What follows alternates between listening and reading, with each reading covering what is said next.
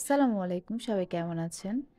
আজকের এই ডিজাইনের ভিডিওটা আমি প্রথমত শেয়ার করতে চাইনি। তারপরেও টিউটোরিয়ালটা আপনাদের সাথে শেয়ার করলাম। শেয়ার করার একটাই কারণ, এত কষ্ট করে ভিডিও করার পর সেটা আমি শেয়ার করব না। তার থেকে বড় কষ্ট আর কি হয়? আর শেয়ার না করার কারণটা হচ্ছে যে আজকে যখন ভিডিও করতে বসি, প্রচুর বাতাস ছিল। এতটাই বাতাস যে স্ট্যান্ড পড়ে যাচ্ছিল। আর না হলে মেহেদির লাইনেরটা সরে যাচ্ছে। তো স্ট্যান্ডের দিকে মনোযোগ দিতে দিতে ডিজাইনটা আর মন মতো করতে পারিনি। আর বাতাসে স্ট্যান্ডটা এতই নড়ছিল যে আমি জানি ভিডিওটা অবশ্যই কাঁপা কাঁপা হবে। তো ওই জন্যই আর টিউটোরিয়াল করতে ইচ্ছা করতেছিল না। কিন্তু আর কোনো টিউটোরিয়াল নাই যে আপনাদের সাথে শেয়ার করব। তাই বাধ্য হয়ে বসে, বসে তাও টিউটোরিয়াল করলাম।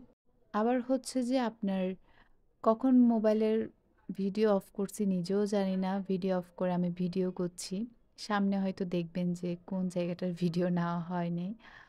আর আজকের ভিডিওতে আমি আপনাদের একটা কমেন্টের আনসার করব। সেই কমেন্টটা হচ্ছে যে, "আপু, আপনি যখন ভিডিও করেন তখন কিভাবে স্ট্যান্ডটা রাখেন? মানে আমি ভিডিও করার সময় মোবাইলটা কোন সাইডে রাখি?" ভিডিও করার সময় আমি মোবাইলের সেটআপটা সম্পূর্ণ আমার বাম সাইডে রাখি। কারণ আমার ডান সাইডটা নড়ানড়ি করবে। মানে আমরা যে ডান সাইডে মেহেদি কোণ ধরে ডিজাইন করব। তাই আপনি যে মানে মেহেদি স্ট্যান্ডটা মোবাইলের স্ট্যান্ডটা যেখানেই সেট করবেন সেটা অবশ্যই আপনার বাম সাইডে হতে হবে। আর আলোর ব্যাপারে যদি বলি, অবশ্যই এমন জায়গায় বসবেন যেখানে আপনার বাম সাইড থেকে আলোটা আসে। বাম সাইড বলতে মূলত আমি এখানে জানলার পাশে বসে ভিডিও করি। তো আমার সেটটা আমি এমনভাবেই করেছি যে আমার বসার সেটিংয়ের উপর ডিপেন্ড করে যেমন আমার আলোটা যাতে বাম দিক থেকে আসে। কারণ আমি যদি ডান দিক থেকে আলো আসে তখন আমি মেহেদি দিয়ে যখন ডিজাইন করব, তখন আমার ওই হাতের ছায়াটা আমার ডিজাইনের উপর পড়বে এবং সেটা ভিডিওতে সুন্দর দেখাবে না। ওই কারণেই আপনি সেটটা এমনভাবেই করবেন যাতে আপনার ভিডিওটা সুন্দর আসে। আশা করি আপনারা বুঝতে পেরেছেন। জানি না আমি কতটুকু বুঝিয়ে বলতে পেরেছি। যদি না বুঝেন তাহলে আমি আমার কিভাবে সেটটা করি তার একদিন ভিডিও করে শেয়ার করব।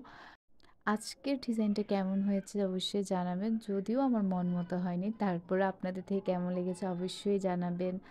আর আমাদের পেজে কিন্তু এখন সব মেহেদি অ্যাভেলেবেল আছে। অর্গানিক মেহেদি, নখের মেহেদি, প্র্যাকটিস মেহেদি এবং চুলের মেহেদি, সাথে কাবেরী মেহেদিও।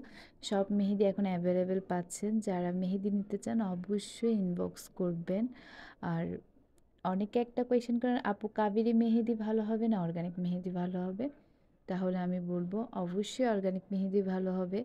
কারণ অর্গানিক মেহেদি যে সবথেকে বেস্ট কালারের জন্য।